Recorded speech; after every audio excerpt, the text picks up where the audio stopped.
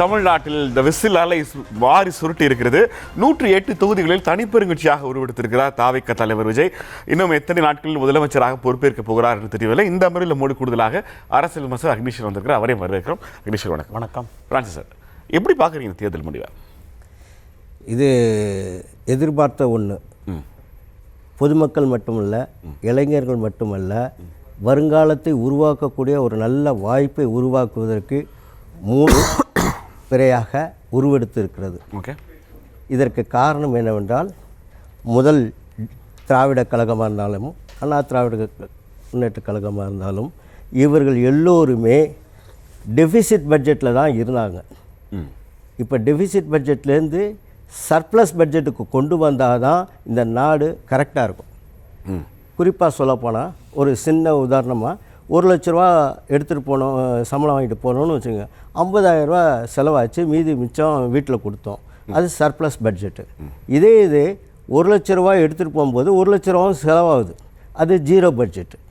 1 லட்ச ரூபா எடுத்துகிட்டு போகும்போது திருப்பி ஒரு 50,000 ரூபா மாதம் இல்லை வருஷத்துக்கு ஒரு தடவை கடன் வாங்கிட்டே இருந்தாங்கன்னு வச்சுங்க, அந்த நாடு ஒரு குடும்பத்துக்கு எப்படி மோசமான நிலை கொண்டு போதோ அது மாதிரி ஒரு 4 வருஷத்தில் ஒரு 4.5 லட்சம் கோடி கடனாக இருக்குது அப்படின்னு சொன்னால் அதுவே ஒரு நெகட்டிவான இது. படித்தவர்களும் பண்பாளர்களும் வியாபாரிகளும் எல்லோருக்குமே இந்த முறை யோசிக்க வேண்டிய நிலைமையாக இருக்கிறது. சொல்லப்போனோம்னா, இந்த டிராஃபிக் இதிலெலாம் பார்த்திங்கன்னா அங்கங்கே போலீஸ் இந்த இளைஞர்களை நிறைய அந்த ஹெல்மெட் விஷயம் இதெல்லாம் கடந்த ஒரு 3 வருடங்களாக மாணவர்கள் இளைஞர்கள் பாதிக்கப்பட்டிருக்கார். அதெல்லாம் அவங்களுக்கு ஒரு பெரிய பாதிப்பு. ஒரே நாளில் கோயம்பேடு மாத்திரோன்னு கேளம்பாக்கம் வரணும்னா அத்தனை பயனாளிகளும் பாதிக்கப்பட்டார்கள். இதுக்கு தெரிந்து அந்த மக்கள் எல்லோரும் அந்த இடத்துக்கு போயாவது நம்ம இதை மாற்றணும் அப்படின்ற ஒரு எண்ணங்களை உரைத்திருக்கார்கள். இனிமேற்பட்டு இனாம் கொடுக்கக்கூடாது.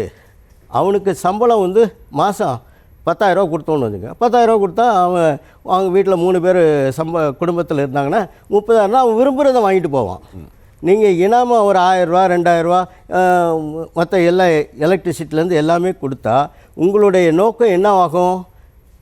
ஏதோ ஒன்று பின்னாடி பேக்ரவுண்டில் இருக்குன்றத அவர் தளபதி முதல்வர் வருங்கால முதல்வர்களுக்கு அதை தெளிவாக சொல்லியிருக்கிறார்கள். இந்த அடிப்படையில் படித்தவர்களும் படிக்காதவர்களும் அந்த வீடியோ ஆடியோ கேட்டு அதை ஓட்டு போட்டிருக்கிறார்கள். ஓகே, இதுதான் இந்த சமுதாயத்தில் ஏற்பட்ட மிகப்பெரிய எழுச்சி. இந்த எழுச்சி மூலமாக வருங்காலத்தில் திட்டங்கள் எடுக்குவதற்கும் திட்டங்கள் செய்வதற்கும் இவர்கள் கொண்டு சென்றார்கள் என்றால் மிகப்பெரிய வெற்றி. இவர் தமிழ்நாட்டு முதல்வர்கள் மட்டும் கிடையாது, இந்திய அளவில் அவர் கொண்டு போகக்கூடிய ஒரு பிரதமராக கூட ஒரு 10 வருஷம் கழித்து 5 வருஷம் கழித்து வரலாம். அந்த ஒரு கேட்டகரியில் பார்த்திங்கன்னா அவர் டெல்லிக்கு போனாலும் கூட்டம் வருது, பாம்பே போனாலும் கூட்டம் வருது. ஸோ அவருடைய சவுத் இந்தியா ஃபுல்லாக அதனுடைய எழுச்சியை உருவாக்குறதுக்கு வாய்ப்புகள் நிறையா இருக்குது. இந்த ஆட்சி மீதான என்னென்ன விஷயங்கள், இல்லை இது இந்த ஆட்சி வேண்டாம்ங்கிறதுக்காக இப்படி ஒரு முடிவா, இல்லை ஆட்சி எப்படி இருந்தாலும் பரவாயில்ல எங்களுக்கு விஜயனுடைய ஆட்சி வேணுங்கிறதுக்காக எடுத்த முடியும்? முதல்ல இந்த ஆட்சி வேண்டாம் என்பதற்கு காரணம் என்னவென்றால், அவர்கள் செய்த செயல்பாடுகள் எல்லாமே எதிர்மறையாக இருந்தது. எல்லாத்துக்கும் இனாம் தரேன், இதை தரேன், ரிலீஃப் தரேன், அதை தரேன்னு சொல்லும்போது நம்மளுக்கு ஒருத்தன் ரிலீஃப் நீங்கள் ஒருத்தன் கிஃப்ட் கொடுக்குறான்னு வச்சுக்கோங்க, அதில் என்ன இருக்குது? ஆனால் நான் எனக்கு உழைக்கக்கூடிய மீன் கற்றுக் கொடுத்தீங்கன்னா நான் ஜெயிப்பேன்றது எல்லாருக்கும். இதுதான் இளைஞர்கள் மத்தியில். நம்மளும் 2,500 ரூபா தரேன்னு சொல்லியிருக்கோமே. நம்ம 2020 எப்போ சொன்னோம்? முதல்ல சொல்லலை. முதல்ல ஃபுல்லாக அவருடைய தேர்தல் அறிக்கை எல்லாமே பார்த்திங்கன்னா 30% ஜிஎஸ்டி எஸ்டிஆர் அப்படி தான் இருந்துச்சு.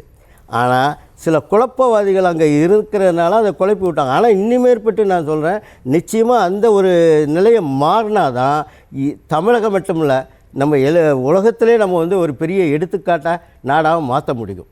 ஆனால் இப்போ நம்ம வாக்குறுதி கொடுத்துருக்கோம்ல சார், இது மாறிடும் சார். இந்த வாக்குறுதி எல்லாத்துக்கும் சம்பளம் 10,000 ரூபா இப்போ ஒன்றும் வேணாம் சார். 100 நாள் வேலைவாய்ப்பு திட்டம், அதில் 350 ரூபா கொடுக்குற இடத்துல 250 ரூபா தான் கொடுக்குறாங்க. 2,500 ரூபா தான் மாதத்துக்கு கிடைக்குது. இதுக்கு 10,000 ரூபா கொடுக்க முடியுமா? அடுத்த கேள்வி.